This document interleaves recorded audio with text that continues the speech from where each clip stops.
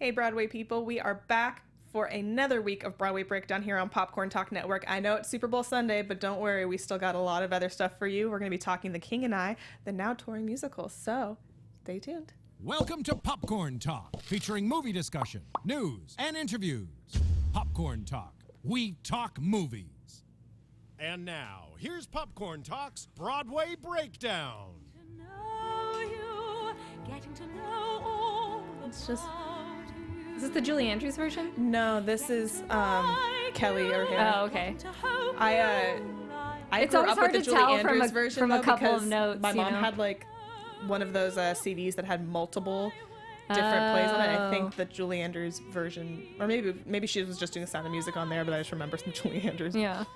But that's where I like my first taste of King and I was that CD and just the couple of songs that were from it on that. Nice. Thanks to you guys who are joining us live instead of watching the Super Bowl. Yeah. Just, the Super Bowl will be there still when we're done for another, It will be there. Two It or will 3 be there. hours. Or as I like to call it, the Lady Gaga concert. Hamilton will be at the halftime show.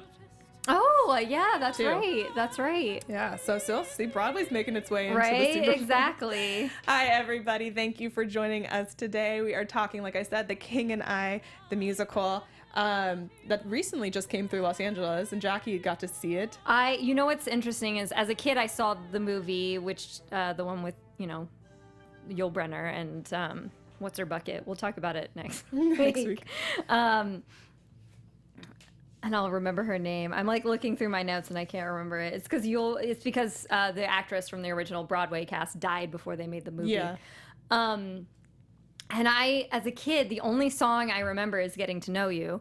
And I wasn't too crazy about the movie except for the scenes where the teacher's like interacting with the kids, because as a kid you're not really like understanding the greater politics of it, and there's a lot of like very adult relationship issues and political issues that are happening, and so when you're a kid you're like, oh, there's the teacher and she's teaching children. I mean, that's the most relatable thing to a kid. Yeah. And so I never wanted to watch it again because I was like, I just remembered it as like a boring political movie. And then Yeah, I remember like watching it as well and not being that into it and thinking it was really long. And then my mom was like, Sound of Music's just as long. Yeah. And I'm like, but I could watch Sound of Music. And I think it's because of what you just said. Yeah. Like, I don't remember it fully. I'm going to watch it again before next week. And I think I might have a different take on it now that I'm older. Because in Sound of Music also the kids are more throughout the whole thing, whereas the kids they do have big roles, but they're not as big of roles as the kids in The Sound of Music. So if you're a kid watching it, I think it's a little hard to understand. And then when I went and saw the touring cast with my mom, I loved it. I love this cast. I thought everybody did a great performance. If you go see the touring cast, you are in for such a treat. They are actually right now, they just left Seattle. I think they're headed to Cleveland right now. So if you're in Ohio, check it out. That's where they're going to be next, and you can look up on their website to see where they're going to be headed if they're going to be headed to your town. And on YouTube, they do have clips of the touring cast rehearsing, which will give you a taste of what they're doing. But honestly, they were all such strong players, and I liked Jose Lana, who plays the king in the touring cast, much better than Yul Brynner, and he's actually Asian. So there's that. Well, let's talk a little bit about where this came from. So this is based on a true story about these two people, Anna Leonowens and the King of Siam. It was written into a book by Margaret Landon in 1944, which is what they based the musical off of. They based it off of the book. Which was based off of Anna's original writings. Yes. It was right from her memoir. She was the governess to the children of the King Mongkut of Siam in the early 1960s through about 1968 was when she left, which is one of the main things they changed. I thought it was play. 1868. Wasn't this 1860? I'm sorry, Yeah. I typed 1960. Sorry, guys. This is what happens when you're not thinking and typing really fast. 1860s. And 1868 was when she left in real life. She went to go back to London to visit her daughter. She was on a 6-month leave of absence, and she was going to originally leave her son in Ireland at school and take her daughter back with her, which would have been opposite of what she did originally. And then he died. he got sick and died before, and she never went back, which is they changed it for the musical to have him die while she's there. Right, which I think makes sense for the musical. But she did have with his oldest son who became king, she did have a friendly writing correspondence with him. So that kind of what you see in the end of the play, that allusion to her having some sort of rapport with the son, it did happen in real life, just not in person. And the real story, it doesn't differ too much that I could find. If you found something different, let me know. But it seems to be kind of, they brought this European woman in, the king did in real life, to kind of educate his children in Western ways, because he wanted them to adopt kind of these Western customs in some aspects, because Europe was trying to dominate Asia. So it would help them. And he was able to not be overtaken by the European countries, and I think that might have been a large portion of it, because they understood them. Right. Well, I mean, it's a smart move on behalf of a king to say, well, I have to look out for the best of my people. What do I strategically have to do to protect my people? And so, as much as like, if I was the king, I wouldn't want to sacrifice my country's customs or beliefs or anything like that. There is a there is a concept of greater good for my people. Like, what do I do so that I can still retain my country? Yeah.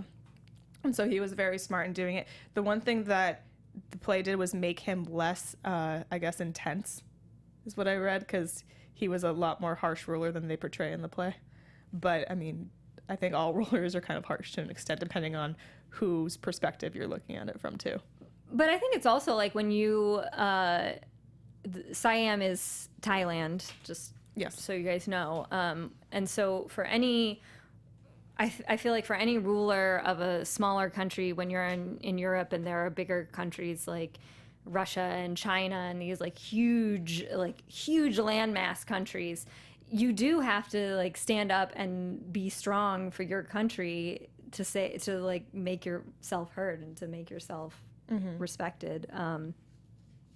But something I noticed that I actually really liked about, and my mom pointed it out too, because my mom grew up watching several iterations of The King and I, and Yul Brynner, there are these funny moments where he says et cetera, et cetera, et cetera, and all these little funny moments that they give him. But I think Yul Brynner still played that kind of hard-nosed ruler, whereas I think Jose Lana had a lot of fun with it. He had a lot of fun with it, and it really endeared him to the audience. And my mom mentioned that. She was like, you know what I loved about this guy who played this role is that he had so much more fun with it, and he was able to kind of find a lightheartedness in what was a scary situation. You have the British people coming in and trying to I think it was trying to annex them, essentially. I still don't really understand the politics entirely, but to make to show the British people that they're civilized. So it said that the European countries were trying to dominate the Asian countries, right? Kind of I think what they did with South America. I think they were trying to do that with the Asian countries. Well, I mean, it wasn't clear it's still not entirely clear to me if in the play, and I'm only talking about in the play here, in the play, if what they mean by dominate is literally British colonization, which is something that the British people did at that time, or if what they mean is more what Americans did to other countries, which is try and install a leader or try and impose their way without necessarily openly ousting that person, but kind of saying, okay, we put these pieces in place, so you do what we want you to do, and it wasn't clear to me, it's from watching the play, if it's you have the British people colonizing them, or if it's the British people are trying to out strategize him to basically rule him in a way without actually ruling him, if that makes sense.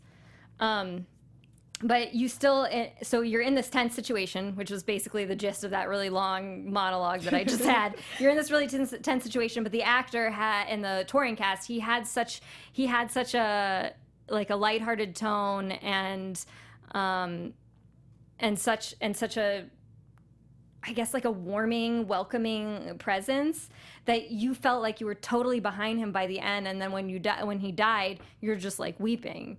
And that's not the same feeling I got from Yul Brynner. I like when actors are able to take over a role and kind of make it their own, even though it's been done so many times. Right. Because it's so easy to just fall into what other people have already done because you already have it laid out for you. Right. I know exactly how to do this because this is how the 3 previous actors did it. But when you can like take something and make it your own and do it well and have it succeed, that's what acting is to me. Well, and you have someone like Yul Brynner who had been associated with this role, like in the original Broadway cast. Then he was in a movie.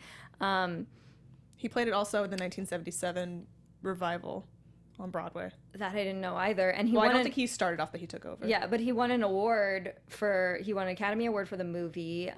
Tony Award for the original cast. And so you have this person that's already revered in this role. So then you have to go and like make it your own and put in your own like spin on it. And it obviously helps that I think the touring cast and the Broadway revival cast, they cast Asian actors in the roles. Well, some of the Broadway revival cast. Yeah, well, some of them. This one had a lot of Asian actors, the one at the Pantasias.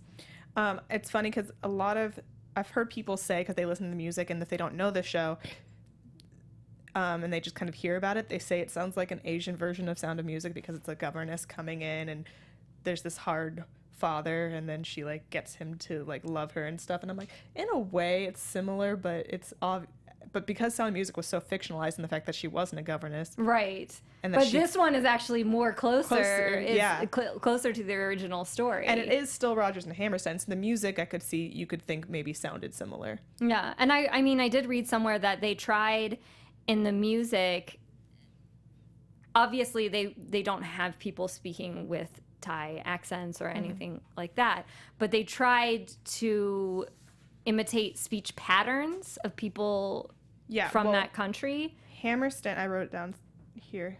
Hammerstein developed an abrupt, empathetic way of talking, which was free of articles.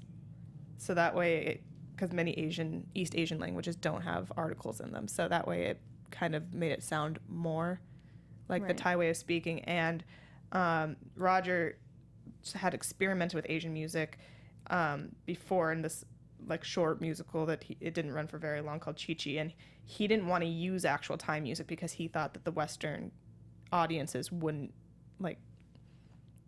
be able to like relate with it at all, and it would force them to make it so differently that they wouldn't let them play. Right. So he instead gave his music like open fifths and chords, so that way the chords were in unusual keys, so that way that it would be still pleasant to Western ears, but still give you that kind of Asian influence. Right. Which is also probably why they were casting white people at the time in those roles. Yeah. Which is, I mean, that's a problem. It's like you can't. To me, it's also hard looking back when you see the movie and you see the story being told by like white actors, and you haven't taken any influence from the Asian culture. Yeah. And we actually have the show publicist for the tour was very nice and gave us some videos to play, and so to kind of show you, if you haven't seen the tour, haven't seen the musical, kind of what they did for the Thai music. We have this as Puzzlement with the King, and this is actual footage from the tour. So it looks like our engineer's just getting that up. I actually love this tour cast better because I saw the 2015 cast at the Tonys. I love this cast better.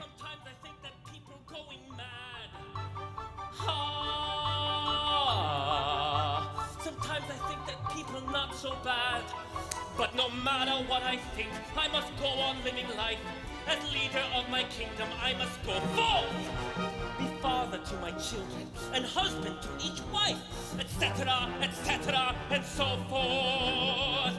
If my Lord in heaven could have shown the way, every day I try to live another day. If my Lord in heaven could have shown the way, every day I do my best for one more day. So you can kind of hear it in the back music, like the little changes in the like tones and everything. And I just love this guy. I mean, there's a level of like empathy and kindness that you get from him. It's hard to explain. Like maybe you could see it when you were watching it. Yeah. But, there's a level of like relatability where you can, put yourself in his shoes. And that's how the best stories work, where, even if it's not your culture and it's not your situation, you can start to see from that person's point of view. Perspective, yeah. And this was actually, speaking about the music, this was the fifth kind of grouping together of Rodgers and Hammerstein. And it's funny because I don't even think of them as separate, I know, right? Like, I can't, like, it's weird to think that they did right before this, because I don't think most of their shows beforehand got as huge as any of their shows together. Mm-hmm. They just worked really well together. Right. And I'm happy they worked well together because they became so huge and developed Stephen Sondheim, who now is huge. Right. But they originally had wanted Rex Harrison to play the role, because he played it in the 1946 film that was based off the book. That was the not non-singing film. Yeah, it was a non-musical version. And then they went with Yul Brynner and they had a lot of. And Yul Brynner is he was a Russian immigrant American, to the U.S. And they said that they remember him from this audition. They said, this is the exact quote: "They told us the name of the first man, and out he came with a bald head and sat cross-legged on the stage. He had a guitar, and he hit his guitar one whack and gave out an unearthly yell and sang some heathenish sort of thing. And Oscar and I looked at each other and said, well, that's that. That's it." So he impressed them enough from that one audition, because they had gone through a bunch of actors before auditions that were like they wanted without even auditioning. And none of the people it didn't work out with their schedules. And we should say that, though, the whole way that this musical came about was because Gertrude Lawrence, who was the original Anna, her lawyer was looking for a popular vehicle to put her in, to kind of put her back in the spotlight. She'd kind of fallen out of musicals. She'd done a lot of plays, but they wanted her back in musicals. And originally the manager wanted Cole Porter, and he turned it down. And then they were going to go after another guy, but they ran into the wife of Hammerstein, Oscar Hammerstein. I just thought it was so interesting that here you have somebody like a lawyer who, and I know this because I work for entertainment lawyers, it's like they're so entrenched in the business side, like what, like this kind of move where it's like, what can I get my client to get a lot of money so that therefore I get a lot of money? And you have a lawyer actually pushing something from the creative side so much that it creates this whole musical. Well, and Rodgers and Hammerstein were kind of weary about taking the part because, one, they thought it was going to be difficult to translate this book into a musical that worked. They were worried about the language barrier, and with the Thai culture and stuff, they were worried about working with her. Yes. Because she apparently had a diva nature to her and a temperament, and she was getting older and her singing wasn't what it used to be, and they were kind of worried about writing for her.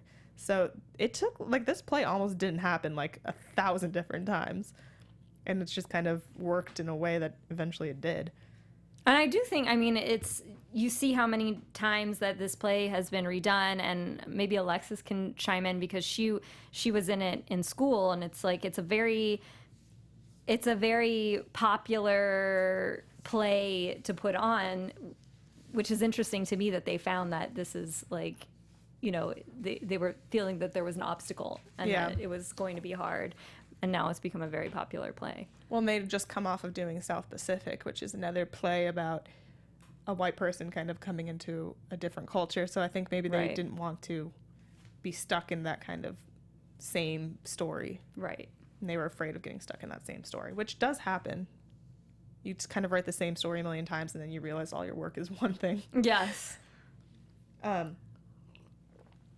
yeah, going off what you said, because it wasn't until, speaking a little bit of the Asian culture in this, it wasn't until 1996 that was the first tour that actually had all Asians and all the Asian character parts, which was remarkable at the time. And then it didn't stick because then I think Miss Saigon had they were trying to hire what's his name? He was in Pirates of the Caribbean and Evita, Jonathan Pryce. Oh. They were going to hire him in the lead role, which is an Asian role. Yeah. And it became this whole big thing, and when he left, they just kind of continued with Asian performers, which there's so many people, like we were talking about this beforehand, but with Broadway and with national tours, there's so many actors out there that you can't tell me you can't find a good Asian actor to play these roles. Yeah, because we were talking, it was interesting before we came in here, Briana and I were talking about, the difference between community theater and then something like this that's a major Broadway vehicle, whereas community theater, you're literally stuck to the community you live in. So if you live in a community that has mostly one type of person, like you're drawing from that pool, it's free, it's just free people in the neighborhood. Yeah. Whereas if you're doing a tour and you're going to offer people money, you have the ability to do this right. You have the ability to go out and say, okay, well, I have all these Asian roles open, and this is a huge country. We got to be able to go out and find Asian actors. We could even find them outside the country, And there is so many talented Asian performers out there that it's sad when they don't get the roles that they deserve to get, especially when it's something that should be cast Asian. Right. And then you have, I mean, we're starting to fall away from this notion of the one big Broadway star vehicle person. It still exists in some ways, but,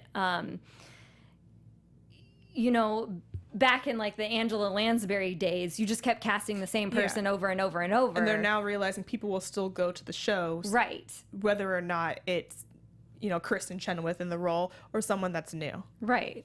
Because if you, like we said earlier, if you make that role your own and you make it so that somebody who comes and sees it and says, oh my gosh, this is a great cast, like I did with the touring cast, I was like, everybody go see it. This is such a good cast. Or even it's the so Kinky good. Boots, when we saw Kinky Boots, like we were, what's his face dropped off before he got to LA, but our guy I think was better. Our guy was really good. So, Todrick Hall was doing Kinky Boots at one point, wasn't he? Yeah, he was. He was doing it in New York. But yeah, so it's like you think in your head, like, I need to see the star, but sometimes the star is not the best person. Like I told you in the revival cast, when I watched the revival cast at the Tony Awards, I liked the touring cast so much better. I liked them so much better. And maybe it was because I was personally moved from being in that room, and especially the woman who played Tup Tim. Mm-hmm. Her voice just filled the whole space, and she had this. To me, it was such a perfect voice, and it really filled the space that you really felt for her in her part of the story, which is kind of the B story in this whole thing. That was actually, I forgot to say, but that was the reason that they said that he was portrayed more sympathetically, is because in real life there was a whole torture and burning at the stake of her and her daughter that they kept out of the musical. Right. Which I think is smart. But I don't think you need that intensity in this kind of musical. But they did want to create the Tup Tim love story to show, I guess, to actually have a love story, because even though I think there was indication that there was some sort of like sexual tension between Anna and the actual king. They had a love for each other, but it was a love that they never could act upon. Right. And it's there in the Broadway musical as well, where you have to have those people have some sort of chemistry to be able to do that dance with me scene. Well, and you have to form this kind of relatability of love to this man, because it was a time period where it was polygamous and he had multiple wives, and it's very easy when you look at someone with multiple wives to think that he doesn't have love for women, that he just casts them aside. So to show like that relatability that he does have love for women, they're not just objects to him like that. Right. You have to do that to get women, I think, on board with the musical. Right. But you also can't like recreate the story to have her come in and run off with him when he already has his own wives. It's like you don't want to have that person to run, and it would have destroyed everything if he had. Yeah. You have to still make it realistic. Right. You don't want to have that person come in and be like, okay, now I'm like just westernizing your culture and stealing your husband, That's not a good story. It's not a good look. Since we were talking about music, and I know we're going to get off of it now we kind of already have. Before we do, let's talk about our diva song for this show. What is your diva song for this show, Jackie? You know what? I even after watching the Broadway tour and I guess sort of reacquainting myself for this piece and finding an actual like vigor for The King and I still think it's Getting to Know You, because as a kid I just loved that song and it was so much fun. And so as an adult, it's one of the more simpler songs because you have some really, really like great voices in this, and I do not have a great voice. So for me, that's like my song because it's kind of like in my level of ability, which is not up to par with all of these amazing other singers. Mine is Whistle a Happy Tune, because that as a kid was what I liked to sing. And it's funny because now that I'm thinking about it, because of Relating Back to the Sound of Music, they both have songs about being afraid and how to overcome those fears. Yes. One is Favorite Things and one is Whistling a Happy Tune. Governesses are scared. I don't know why. I don't know. But they are apparently. Alexis, do you have a diva song from the show since you performed in it? I think, well, it's not really a diva song because it's not like a ooh yeah kind of song. It's more like it's my favorite song to sing in general from the play. It's Hello Young Lovers, because that was my audition piece. Yeah. Because at the time when I auditioned for this, I wasn't going to. I just the lady who was doing the drama class also was doing choir, which makes sense. Was like, hey, I want everybody to find a solo that they want to sing to the class. And of course we were in 7th grade, so some people sang like Old MacDonald or like Beyonce or something. And I was the only musical nerd in choir at this point in time, which is weird also. So I picked, because I knew that they were doing King and I was like, well, I love this song, so I'm going to sing it. But they've never heard me sing solo, period. They've only heard me sing as a group. So when I got up there and I sang these high notes that she was singing, my teacher was like, are you auditioning for my play? Nice. And I was like, no. And so I did that again in front of she already had her cast already, because these are seniors, but like 8th graders at this point. I was the only underclassman that was on the cast, and I was the lead. So Nice. Yeah, so it was really fun. So that's, for me, that's like a lot of memories for me is that song. But also just I really love doing the play itself, just because I was like, oh, it's a play within a play, how cool. So most of the songs from that was really, really good. So. That was fun to see too. I will say because I had totally forgotten that whole Uncle Tom's Cabin play from the movie.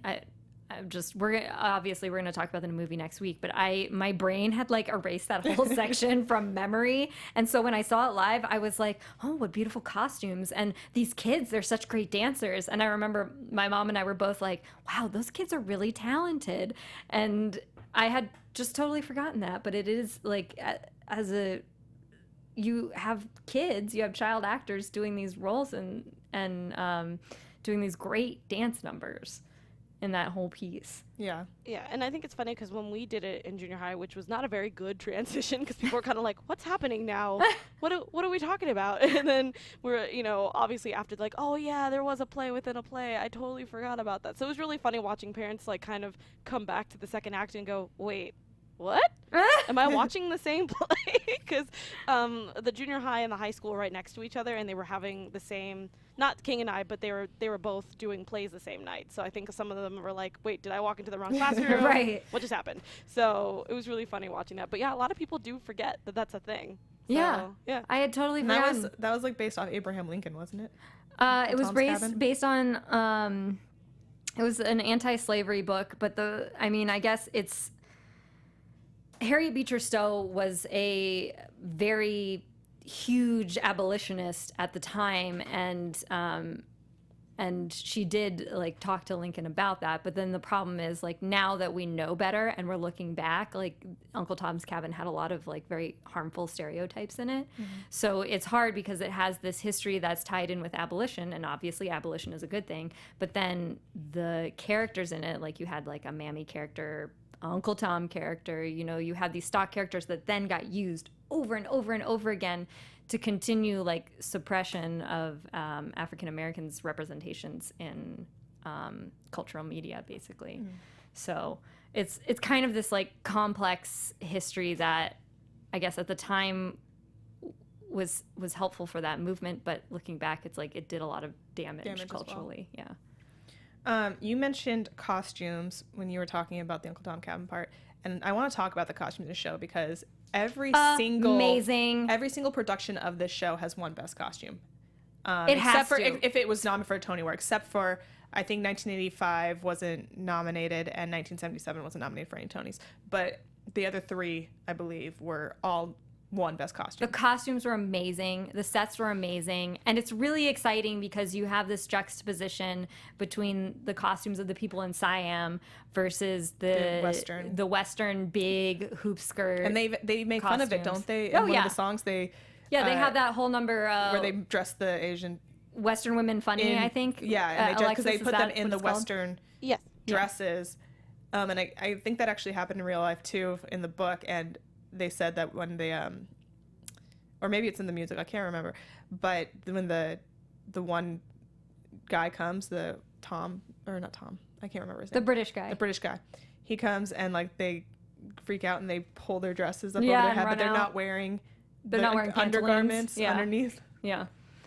But I mean, when you do think about it, it's like the costumes for that, the British costumes were British outfits at the time for women were so like huge and cumbersome. And I have one. We're gonna play another clip from the tour. Shall We Dance, which shows the vastness of these women's dresses. I still don't understand how she danced in that dress. I would fall over. I would fall over. It's too much. So we're gonna go ahead and play that and show you that, and you can kind of see the controversy of color even to the And King's his costume clothes. is really beautiful. I just love how it moves. Oh yeah, it's a visually stunning effect. But yeah, I would fall over. I would not be. I would able fall to over do- too. it makes me think about how much training they have to do to be able to dance and move in these huge outfits. Well, dancing is already hard as when you're doing ballroom dancing. It's already hard because as a woman you're doing the steps backwards and then having to do it backwards in like a giant skirt, and then he has to worry about not stepping on the skirt, which is definitely what I would do if I was playing the guy role. I would be like, sorry, I stepped on your skirt and ripped it down. So that's the funny thing about this scene. It's one of my favorite scenes because the fact that it is one of the hardest ones, because at least on Broadway you have so much stage to dance on. Oh, When yeah. you're A in small stage. When you're on middle school, you have a little bit to work with. And when she falls over, like her character is supposed to fall over onto the couch because she's so swept off her feet from all the dancing. No, when I fell, it was because my corset was breaking my ribs, and I was Well, that's like why she falls onto that thing. That's what those little couches were made for. Were for fainting. Were for women to For faint faint. on because yeah. they couldn't breathe in corsets. Yeah. So on the second night, because it's middle school, you're supposed to change. Sometimes they change the roles over so that the understudy can get a chance to be on for the next night, which is totally fine. So I got to play Tup Tim that night. So the lady who's my understudy, she did that, but he did step on her dress and she fell right off the stage. Oh my god. And her dress was completely like fallen over. But like that was the cool thing was we couldn't do that scene where all the girls got to wear these beautiful gowns because of the fact that we didn't have enough time and enough costuming. But we were able to do like a few of them. But I know for my dress, my corset was it wasn't very good because I was the most curvy person on there, so it was really hard for them to get all that together. So there were times where we would be practicing with the corset on and I would feel like I was gonna pass out doing it, but we did it every day. Well, it's also hard too. in a musical because corsets, you're traditionally supposed to breathe from your chest. Yep. But for singing, you have to breathe from your diaphragm, which is what it's constricting. Also, I remember like when I did Shakespeare and we would wear corsets. When you're acting, you're used to an amount of like freedom of movement in your body, and it's just like in a corset, you are literally restricted from like your waist up to where you're like robot moving. And so I remember having to adjust to that in scenes where I'm like, okay, sitting is awkward, standing is awkward. Well, my sister, she does costume design and she loves to make corsets. She loves them so much, and she always wanted to put me in corsets. And I guess I don't know if it's traditionally what you're supposed to do or not, but she told me that you're supposed to get them a size smaller to make your waist even tinier. I feel like that's incorrect. I don't know You're though. supposed to not breathe and die. I mean, maybe you could be she's- like Elizabeth Swan and just pass out at every second, but I don't think that's correct. I mean, I Well, don't she know. did that to me, and we went to like a club, and I was like, I can't breathe, like, and I couldn't, like, sitting down was hard, standing up was hard, like, I hated every moment of it. So cheers to those women that love to Yeah, wear cheers to corsets. you, Alexis, for actually dancing in a corset. Dude, I loved it. I just felt bad because I was like, okay, I have to talk and sing now. Here we go. I mean, it makes your waist look amazing, but you just are so uncomfortable. Yeah. So I mean, the girl that was Anna after me, she was a stick. So she was like, this is fine. We actually had to stuff stuff into her corset because she was like, we can't tighten this. It's just gonna fall off. Oh my god. So, but like, it didn't matter. It was just cool that we were able to actually do this, because I remember I did it the last night, and we went not hard. That's a really terrible term, but like the fact that he spun me a lot. The guy who played the king, and so I was just dizzy. But it was like those last night jitters and everything was just kind of nice. But I think this is my favorite scene choreography than in the entire play. It's just because it's just so beautiful. But I actually was able to bring up, I don't know if you guys were able to see this, but if you guys ever get a chance on YouTube, you actually get to see the costume change into this dress. Oh yeah, at the Tony Awards, right? Yeah. So, like, they have in the corner here, they have her She sang singing 2 songs. Yeah. Yeah, she's singing a song, but obviously our lead, she has to change into a dress, and it's insane how quickly, and you can see all the stuff that she has to change into. It's awesome. And there's the dress that we were just looking at. So it takes, like, look how many people it takes to put this dress together. Unbelievable. 4 people, 2 people with flashlights in their mouths. The other ones are just waiting, ready to go. Like, it's just really cool how they were able to make this together. So if you guys Still ever the best change to me is Kristen Chenoweth. Yes. Change from the schoolgirl outfit to that blue dress. Yeah. Yeah, no, it's my favorite. Or the blue dress to the schoolgirl outfit. It was opposite. Yeah. This And there she set, though, goes. you can see a piece of the set, too. Yeah. The set is simple, but it's so beautiful. I remember thinking that, too, when I watched it. I was like, this Well, set, they the have, lights like, great they use of use- color. Yeah, the colors are so just rich. They're rich colors. Yeah, and I've always that's probably why this is one of my favorite plays that I did growing up and learning about and all that kind of stuff, was just because it's so balanced as a play, and the fact that they decided, instead of just having bland colors, let's just pop everywhere. Yeah. And I loved especially the king's outfits, like those reds and purples that he has is just I know that those are supposed to be royal colors, but they really add to that. Yeah, the red, you have like these reds and blues and purples, Mixing and then a with the dash gold. of gold. Yeah, it's just, like, the costumes in this are just astounding. This I do want to talk about, like, that there are so many revivals. We've talked about it a little bit, but 4 revivals of this play. It's a very popular 1977, play. Yeah. 1985, 1996, 2015. So except for the 1960s and the 2000s, they had a revival for every century that there was. And the current one, 2015 one, is now touring, like we said. I do have a montage from that we're going to play as I transition into the Tony Awards, talking about it, because this play is also, with every revival almost except for the 77 one, not 97, 77 one, was nominated for Tony Awards. So while we transition into that, this is the touring cast right now, just so if it's coming to your town, you can kind of see more of it and hopefully go see it yourself. Haven't you noticed? Suddenly I'm round queasy because of all the beautiful and new things I'm learning about you day by day. Whenever I feel afraid, I hold my head erect and whistle a happy tune so no one will suspect I'm afraid. Whilst shivering in my shoes, I strike a careless pose and whistle the happy tune, and no one ever knows I'm afraid. Back to The dancing number again. I can watch this all day. I know. You can tell when we're mesmerized when we see the clips, when we're trying to, like, I have to think of something to say now because this is so amazing that I've suddenly shut up. I think the one thing also is a lot of people take for granted is the introduction to the children too, and like how they all have different personalities, and you have to pay attention to all that. It's just so cool. Oh, I love the love scenes. They're so great. I know. They're really good. Those actors are so good.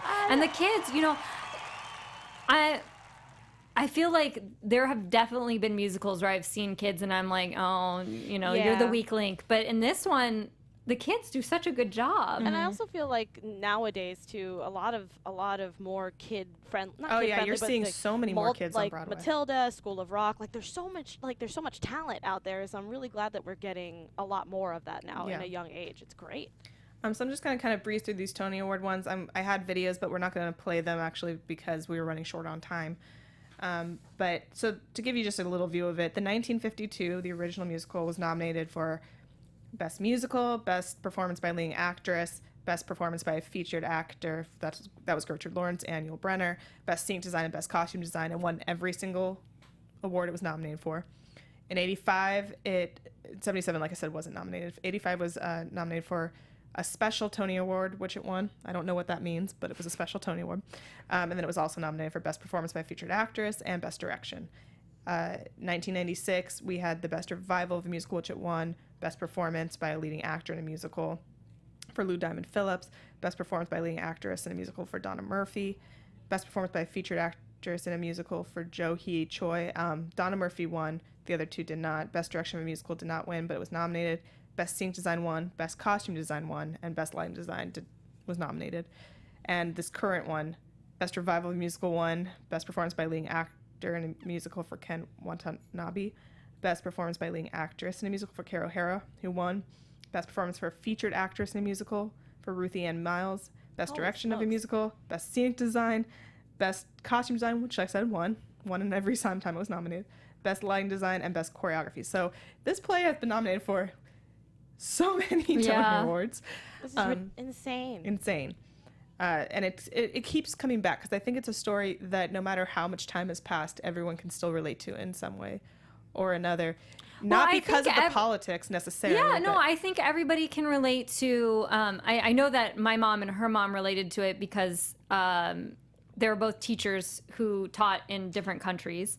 And I do think that just as people, when we meet someone who's different from us, we have a choice. We have a choice to like automatically reject that difference and say, this is what I stand for, bye. Or we can try and reach out and find common ground. And this musical represents that moment where you're reaching out to find the common ground, and then you can make a beautiful friendship out of that. And it also shows just the differences in different cultures, which still exist today. Maybe they're not as vast and different as they used to be, but we still have a lot of differences in different cultures. And I think it's important for when people go to different countries to kind of immerse themselves in those cultures and to learn about them, because it's important to know. Right. And I think that also shows in the play. So that's it for our talk of The King and I. We're going to get into our theater news in just a second. Next week we'll be talking about the movie, and we'll relate it to the musical and see what kind of differences were made and what maybe we liked better, depending on. I have to rewatch it because I don't remember most of it. Yeah, we're gonna. It's gonna be Briana and I rewatching it from when we were kids. Yeah, so we'll see our take on it from children to adult. I did want to go over some Broadway news today. The first one's more of an announcement than news. Broadway HD is offering through today, so today's the last day you can get this, a 51-cent subscription a month to their website, which offers you to watch shows that they've taped from Broadway, which I think right now they have She Loves Me, and I'm forgetting what the other one they have right now is, but they're taping more of these shows and they're putting them up there. So if you don't live in a touring area, or if you don't have the money to go to these shows when they come through and on tours, then this is a great alternative. Or even if a show doesn't tour, like She Loves Me didn't tour. So this is a great alternative to be able to watch those, and it's a great way to give money to the theater community. And it's not that expensive, 51 cents a month. Like, that's the cheapest. I love this idea. And you and Alexis are going to go see the taped Newsies. Yeah, on the 16th of February. And check out in your towns and areas if you are interested in seeing Newsies. They filmed it in LA. They filmed the original Broadway cast, and they are putting it in certain theaters in certain cities. So definitely look that up. Do you know the website, Alexis, where you bought those tickets, where they can maybe look for them? I think she stepped away. Okay. But I mean, and I told you guys last week that I'm going to see Allegiance this month at some point. Sorry, guys, I stepped away. What was that again? I was saying, do you know the website where they can go to look for the Newsy tickets? Oh, when you yes, bought them? fathomevents.com. They are on February 16th, 18th, and 22nd, I believe. Is that in every city, or is that just in Los Angeles? I believe it's in every city because they said worldwide, nationwide. So I would double check. I know Fandango still has the tickets there, but it's better to go through Fathom Events because they know exactly what dates, and they'll just find you a theater near you if you put in your zip code. Okay, So, yeah. great. So yeah, go there if you're interested in watching the Newsies in theaters, which is a really cool way to watch it because it's almost like as big as seeing it live. And then you get to see, I'm assuming it's going to be one of those more front row experiences versus not paying $200 a sit in the front row. ticket to sit in and the front row. And the cool thing is they made a song just for this theater release. Crutchy doesn't have a solo, but now he does for the movie Nice. itself. Okay. That's great. Yeah, so I like it that they decided, like, okay, we can technically show you the complete theater show, but because you're buying it through this and you can't see the actual show, let's add a little something special. Let's give Crutchy a that's solo. cool. So yeah. Next, we have Audra McDonald is going to be making her West End debut at Lady Emerson's Bar and Girl, which she made an HBO film on, like a mini short film. And it was amazing. If you didn't see the HBO one, it was great. She did a great job. And Audra McDonald is wonderful. I can't She's believe just it. amazing. I was just more surprised at this news that she's never been on the West End Yeah. before. But I guess she was going to do this earlier, but then she was pregnant and had to give birth, so she couldn't. But yeah, so she's going to be at the West End doing the Lady Emerson's Bar and Grill, which is an amazing show. So if you're in London or planning to go to London, definitely check that out. Some interesting thing. Producers of the Sunday in the Park with George, the limited 10-week engagement one that's coming, have withdrawn it from the awards consideration. They are not allowing it to be considered for any awards at the Tony Awards this year. That's interesting. I wonder why that is. They said they said the producers of Sunday in the Park with George will not be submitting the Hudson Theater engagement of this New York City Center production for awards eligibility. They said with a season full of tremendous, soon-to-be long-running new musicals and revivals, the producers feel this extremely limited special run of Sunday stands most appropriately outside of the awards competition. The production is nevertheless proud to be a part of such a landmark Broadway season. So they failed because it's a short engagement. It doesn't deserve it, I guess. That's weird. I don't know. I still find that weird, but that's okay. But yeah. So whatever you want. But that show is going to be starring Jake Gyllenhaal and Anna Lee Ashford. It's going to run, like I said, for 10 weeks. Its performances begin at the Hudson Theater on February 11th. Opening night is February 23rd, and it will be closing on April 23rd. So if you're in New York and you want to check that out, let us know how it is. But we unfortunately will not be seeing it on the Tony Awards at all. Yeah. Oh. And the last bit of news they have a new lead for the Finding Neverland tour, who will be playing J.M. Barrie, and that's Billy Harrigan Ty, starting on February 7th, 2017. And he most recently played Pippin on Broadway. And we're going to be discussing that at some point in March. I believe it's in March because it's coming through Los Angeles. Yes. And I'm hoping to be able to go see it. I already Jacque got my has her tickets. And then we're discussing the movie next week. And I went to the Westchester Playhouse. They have Imaginary Invalid, which is a Moliere play going on right now, through February 18th. It's a hilarious play if you guys want to check it out. A friend of mine is directing it, and I had a blast. Yeah, so go check that out if you're in the area.